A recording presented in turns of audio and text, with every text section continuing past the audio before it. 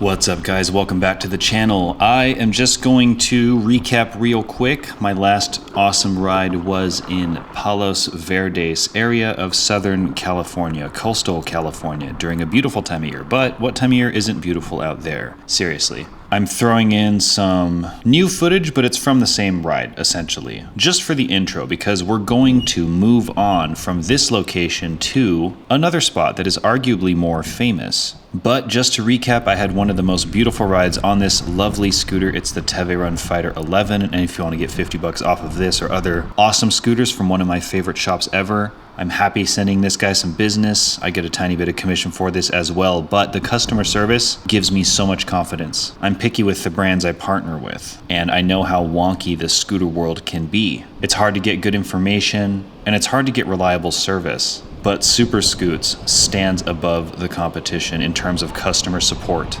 And I really like their scooters. And as you watch my content, you'll be able to see what is possible on this scooter. And clearly a ride as spectacular as this is. Otherwise I couldn't be doing it, right? Anyway, Palos Verdes was awesome. Had such a great time out here. I need to travel with my scooter more and ride things like this. And we're going to make my way back to the car, which is looking nice and clean, isn't it? Also, quick peek at those rims if you guys happen to have a Tesla and you want to increase your range as well as add some custom touches to your car. This is a highly aerodynamically optimized wheel cover. Shoutouts to Halo BLK who hooked me up with these wheel covers. And I did the custom design myself. As you can see, it says ZeroLove. Definitely turns some heads, and they're not that expensive for what they are. If you want to get 10% off, you can use my code. Check out Halo BLK in the links below. And you can choose from preset designs, all of which look awesome, or customize one of your own. Anyway, let's head out to Manhattan Beach, which I also take all the way to Venice Beach, all of which is still in coastal California, Los Angeles area.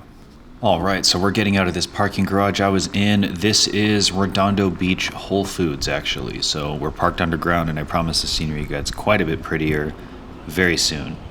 And the trail I'm going to be doing is called the Strand. It's just this path that runs parallel to the beach for quite some time, and there's different sections with different names, but that's the name you want if you're going to look into this yourself.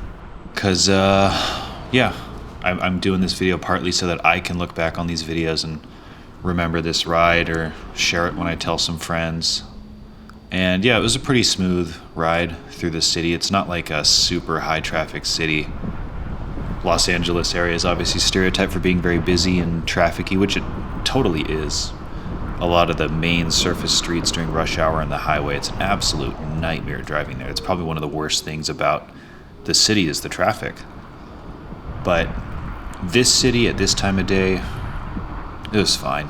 I mean, you can see, not too bothered over here. I think this area is kind of more like residential. It's not a tourist trap.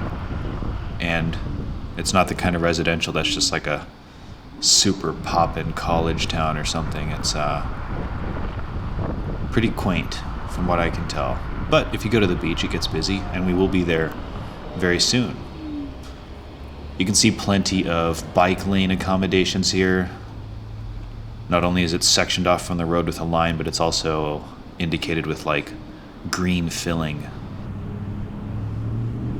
And from what I'm told, the police are pretty chill about riding on sidewalks and whatnot, but the point that I made in my previous video is that I always try to ride with as much courtesy as reasonably possible when I'm around pedestrians. I don't want anyone to be in my presence or radius, and think, wow, what a jerk on the scooter, and then make scooters look bad, because it's kind of bad enough that this thing can already go 55, and some people take them that fast, and you know how some of the Suron riders ride out there. They're reckless and kind of inconsiderate sometimes. I'm not trying to stereotype everybody, obviously, but it's just, these scooters are capable of way too much for the environments that they are often in, and I just try to respect the environment I'm in, because I'm not trying to give scooters a bad rep.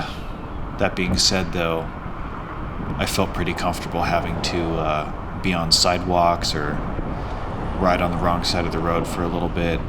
I wasn't worried about that in the end, but I will say that I hear they're more strict once you get up to Santa Monica, so I was just talking to the locals to get a feel for when I don't need to respect every detail of how you're supposed to ride by the book.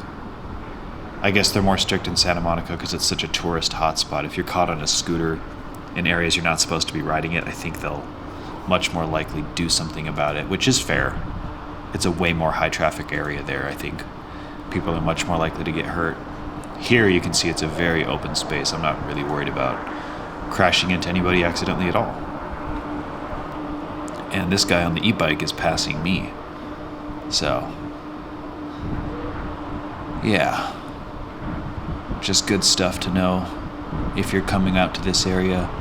For the record, Redondo Beach is south of Venice Beach. I don't know how many miles exactly. I'll say maybe 15 miles, give or take, depending on how you get there. So that's where we are right now. Could be a little more, I'm not sure. I'm not looking this up, I'm just guesstimating. In my previous video, I talked about how envious I am of the climate out here in Southern California, especially at the time of year I was out here, which was towards the end of summer. We're kind of at the beginning of fall now. And there's pros and cons to the weather here in Las Vegas. But I think the summer is just objectively a really uncomfortable time to be here. This was one of the more mild summers, but it was still overwhelming for me. And I think it just being the second summer, maybe it kind of wore me down. And it's not so much just the heat itself, it's kind of the fact that the heat is so persistent throughout the day. It can be hard to get a break, so to speak. The middle of the day can be like 115 and then it doesn't cool down much at night.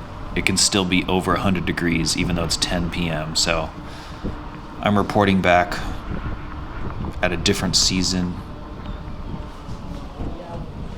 just to make the point that the Vegas weather is much nicer when it's not summer.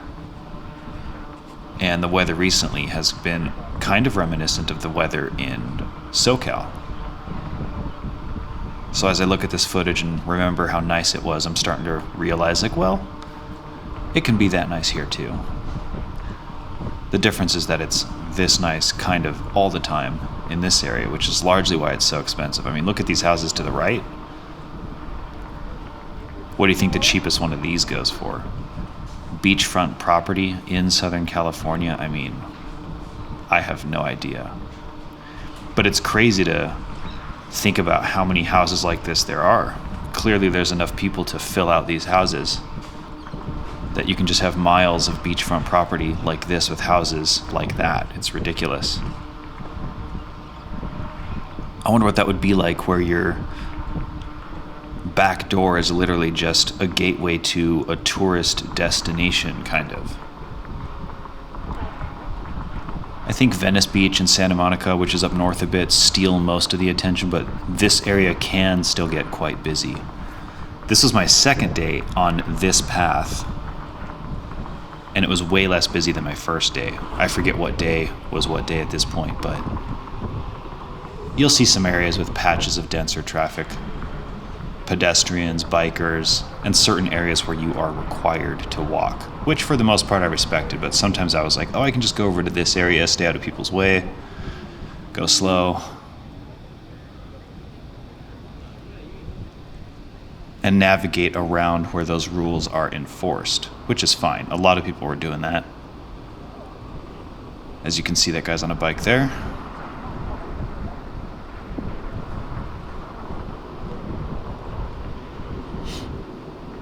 And here's an area where you really want to walk, especially if it's like a really crowded time of day. But I'm kind of just going based off of what other people are doing. We've seen people on bikes out here, and it looks like I'm riding a lot faster than I'm actually going, just because of the way that the ultra-wide lens kind of exaggerates the speed of the peripheral areas of the lens.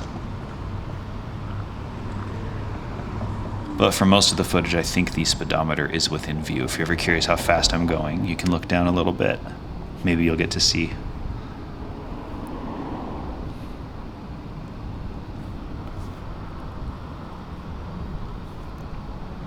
This part of the ride has me going a little bit back into the surface streets to avoid the beach area because there is somewhat of a stretch where you're not allowed to ride your scooter, and I don't want to walk it for that distance. And honestly, this part of the ride is still very pretty and interesting to me, so I was happy to just detour around it. So that's what we're doing now. By the way, is anyone here more of a finger or a thumb throttle style person? I'm curious what the majority of people think. I also think the majority of people just kind of accept whatever comes with their scooter. I would be very curious to know if people actually did some A and B testing, what the majority opinion would actually be.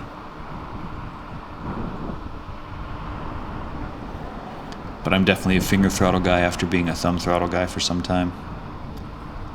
One big reason being that when you have a finger throttle, your thumb is able to wrap around the grip on your handlebar. Essentially, you have your entire hand more or less just able to wrap around the bar. It's way more secure. You just have way better grip. If you have to take your thumb away and kind of open up that side of your palm and dedicate a thumb to pushing with really precise dexterity on a throttle, it's honestly quite tiring for the rest of your hand and for your thumb. Now, a lot of people are thinking, oh, it's fine, it doesn't really bother me. I'm just gonna have to lay it out there and say, like, it's one of those things that once you go to the other thing, it's hard to understand how much of a difference it is. Because again, I was able to get away with a lot of stuff on the thumb throttle, but the difference really starts to show when you do some of the crazier off-road stuff that I'm doing. And so, besides the reality of how much harder it is to hang on to your handlebars when you have your thumb opened up at the same time you're trying to control acceleration, it's really hard to control your throttle input with any precision when you are going through some crazy bumps.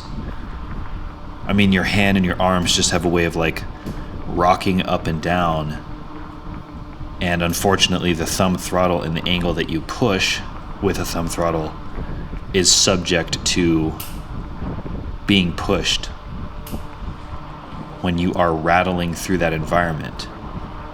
And it's really hard to compensate for that. I mean, can you imagine hitting a bump and then you start pushing on the throttle when you didn't mean to? I mean, that kind of thing is happening constantly if the terrain is bumpy enough. I'm not kidding. Or you can try to lock up your hands in some type of way where that isn't happening, or kind of push your thumb into the throttle in a way that isn't actually adjusting the throttle part. Like you kind of just push it into the material of the throttle instead of the actual throttle itself. That way you can kind of create extra friction and resist some of the bumps.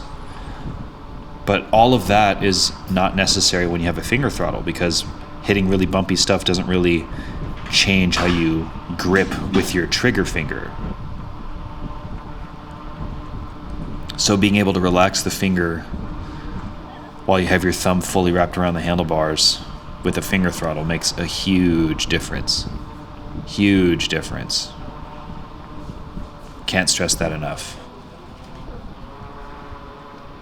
I don't love having to brake with my middle finger, but at least I don't have to take my thumb off. And honestly, braking with the middle finger is fine. I wish there were a way to, be able to finger throttle and then just finger brake. I'm sure there's a way to do that, but you'd have to make like some kind of specialized throttle that just isn't out there yet. I know of that one, which someone out there might be excited to point out, that kind of has like a stub shape to it. I have that actually, and I've used it. I've tried to make it work, but I never made it work quite as much as I was able to enjoy the finger throttle this way. I've spent weeks with each throttle variation before I've come to these conclusions, by the way, so feeling pretty confident in my opinions, at least. Oh, this part's fun. This was a tricky kind of snake windy turn I had to do. I let these people walk through and then I come back, I guess. But you can see why this would be tricky. The turns are really tight and it's kind of uphill. And if I don't make it, I'm going to hit a corner. There's really barely any room for the scooter to wind in there, but I'm happy to say I finessed my way through there. You can see how steep it is. This is easier with a finger throttle, by the way, because you have to turn your wrist so much, and the more you turn your wrist, the harder it is to control your thumb, especially with the angles you got to do on those turns. But yep, I made it through. I didn't put my foot down. Had some close calls, but was able to torque my way out of those turns where I almost lost the balance and got out of there. That was a fun, silly feature. You have to go out that way, actually, because the trail kind of ends there, and then it's a bunch of stairs, which the scooter can't go up the stairs, and there's no ramp to get up, so I had to go back. And that right there to the left, which you can't see off camera, is where you would just walk up if you're a pedestrian. So it's back to the path, parallel to the beach, and more insane beachfront properties. Again, I can't stress enough like how those houses by themselves are already so nice, and just the location on top of that, I mean, it must skyrocket the value.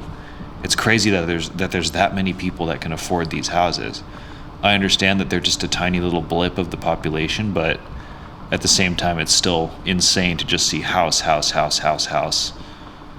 like that in this location. Some of them are all wrapped up like they're being reconstructed or fumigated or something. I don't know what's happening to some of those, but yeah, most of the houses are looking pristine.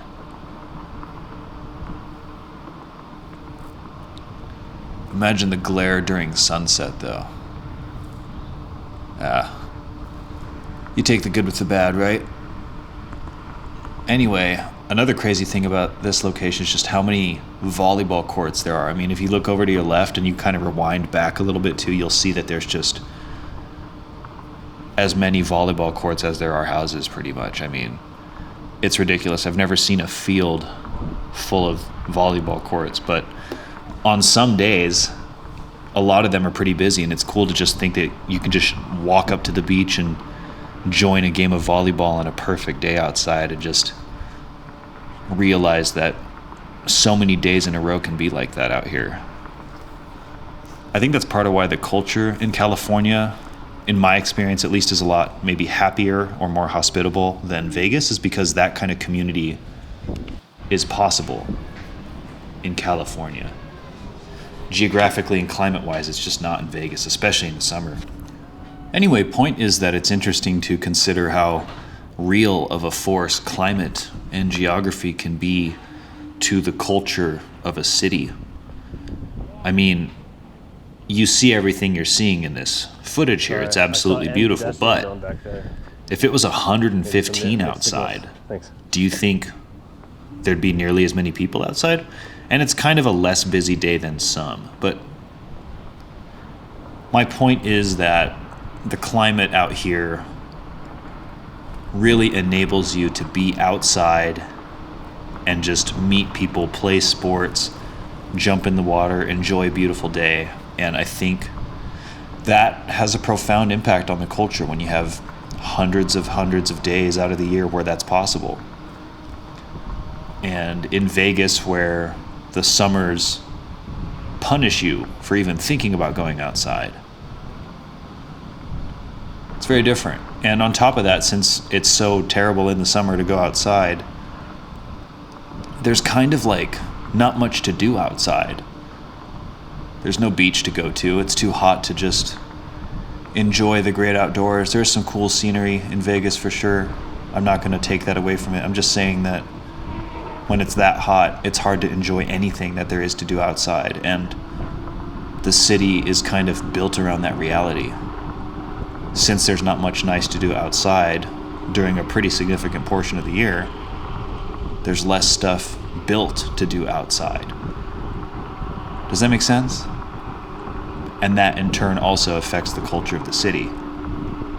Because even if you wanted to go outside on those days that are so terrible, what are you going to do?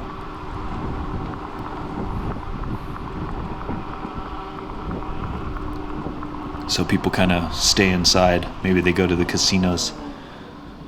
But that's not my thing. It's not a great way to meet people either, is it? I think summer times in Vegas are a great time to get out. And other times of the year are perfectly fine. Also, I did this ride without any water, so thank goodness for these fountains. And shoutouts to those wide toe box slip-on shoes by Splay Athletics, one of my favorite shoe brands. You can get 10% off of those shoes with my code, and they are genuinely one of my favorites. I'm a wide toe box shoe guy, Zero Drop, all about it. And Splay makes some of the coolest shoes. They kind of follow the skate culture design aesthetic and so on, but with the appropriate amount of barefoot shoe influence for their footwear. Love them. Wear them all the time. And if you check out their Instagram, maybe you'll see my content occasionally on their profile. I think I have 3 pairs of shoes from them. Good stuff. Any Barefoot fans in my audience here? I think there's some. Some of you have commented on some of my other videos, so it's good to have you guys here. I gotta say, I like the Barefoot shoes for scooter riding too. I know sometimes you want something that's a little more boot-like, so cushion, great. But foot-shaped shoes, I really never compromise on that, so right now, I'm just kind of doing a casual beach ride, right? I'm not tripping about needing some heavy off-duty or off-road boot.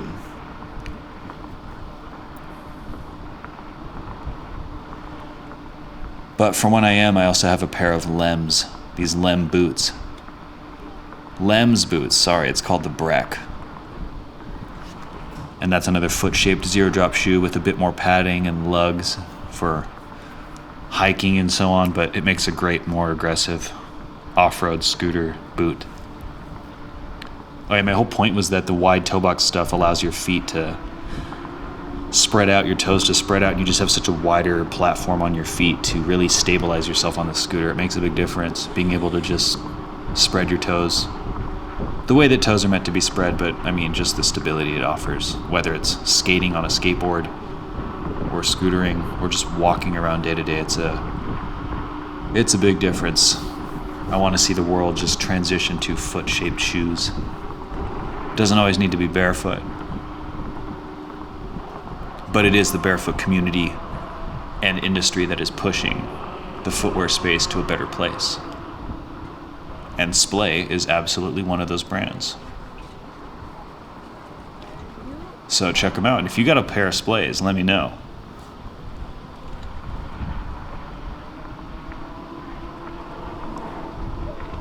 Anyway, more volleyball courts. Big surprise. I wasn't kidding when I said there's hundreds and hundreds of them. For as far as the eye can see, it is no joke how many volleyball courts there are. I mean, I guess it's easy to set up. You have the sand right there. All you need to do is stick some poles in and set up a net. You don't have to build a court surface, so to speak. It's already kind of there. But it's still insane to see. In fact, in this footage, there might be a volleyball tournament that they were setting up for. It looked like relatively professional, like some kind of professional volleyball league. I guess we'll see if that comes up later or not. But I have a memory of that. Now I just don't remember if it was with my GoPro or I just filmed a little bit with my phone. But it's no surprise that that kind of event would happen out there. Of course it would.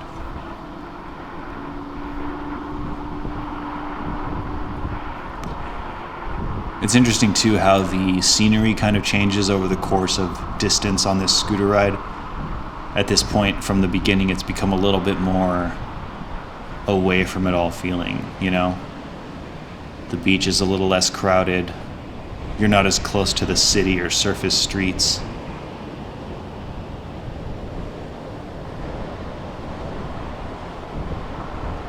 And that vibe lasts for a little while, honestly, kind of until you get to the Venice Beach area. This is a cool straightaway. It's just a slightly different scenery, but still just awesome beach scenery to your left. I think on the right coming up is some kind of power plant, maybe. Not just yet, but a little bit later. Really cool ride.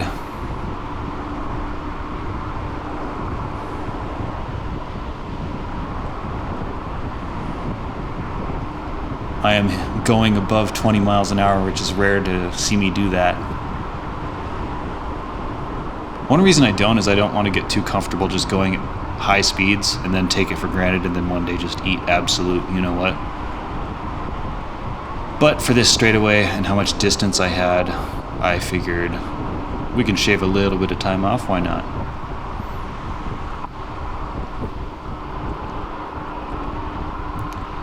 crazy how fast it looks on the footage when you look at the wall to your right. But it kind of feels that fast. I think the GoPro does a really good job of capturing how it feels to ride. It's the cool thing about a wide-angle lens.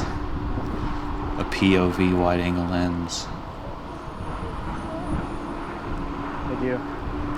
Really appreciate the range on this thing too. I mean, I go all the way out to where I go, and then I'm confident that I'll be able to come all the way back as well.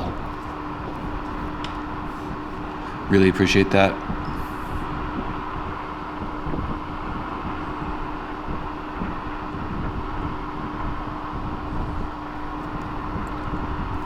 Now all those rocks to your left are gone, those big boulders that were kind of a part of the scenery.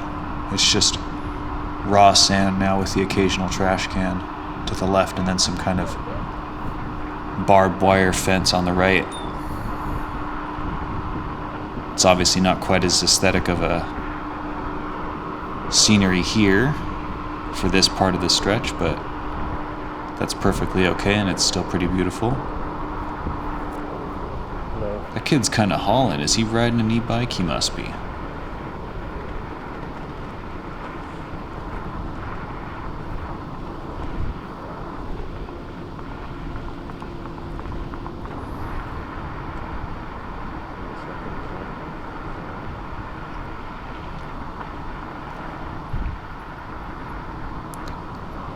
There we go. Thank you guys for letting me pass.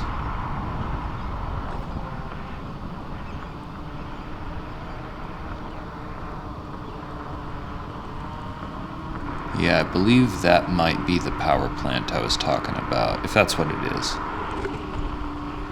I'm not exactly sure. It's some kind of, I think, electric generating monstrosity. I'm not sure. I remember it being a power plant or something on the maps when I looked at it, but I'm just going off of rusty memory at this point. There's a lot to take in because I was looking at the maps and traveling through a lot of distance at the time, so it's hard to remember everything with perfect clarity. And yet again, we have like a scenery change now. Now we got a little bit of sand on both sides, huh? Oh, we did for a second there. Big parking lot, totally different beach. It's crazy how the beach just goes on and on. Love that though. No volleyball nets here, at least as far as I can see. These little lifeguard stations.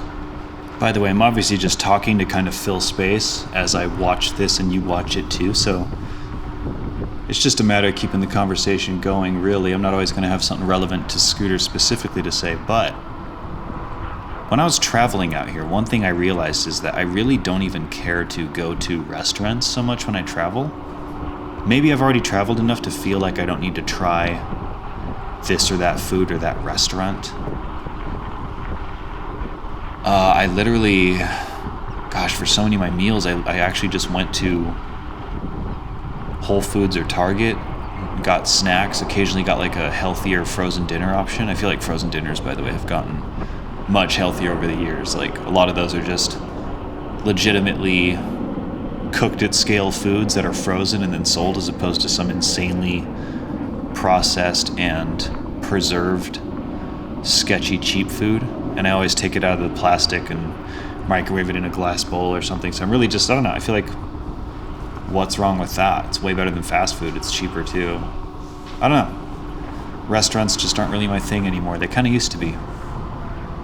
I wonder if I just won't be going to restaurants too often unless I'm traveling out of the country or something. I lived in California for quite some time, so very diverse cuisine. I feel like California meets a pretty high bar for food quality. It's an absolute melting pot too, and it's a pretty developed city, so you get a lot of cultures with restaurants, you know. They contribute to the local food scene in some kind of way, and the bar is sort of high, so there's a lot of competition regardless of what type of cuisine you're getting. But I just didn't go to any restaurants out here, and not a single one. I think maybe I got Korean barbecue once, but it wasn't like, oh, it's this place, I gotta go, we have to check it out. It's some place called Jen Korean Barbecue. I just wanted Korean barbecue. That's where I went. They have really good calamari, by the way, and good calamari steak. really thick calamari.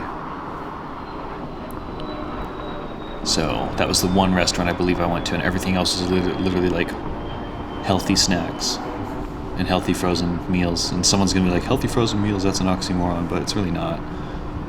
If you know what you're looking at when you look at ingredients. I do. I generally avoid seed oils. And yeah, I don't know.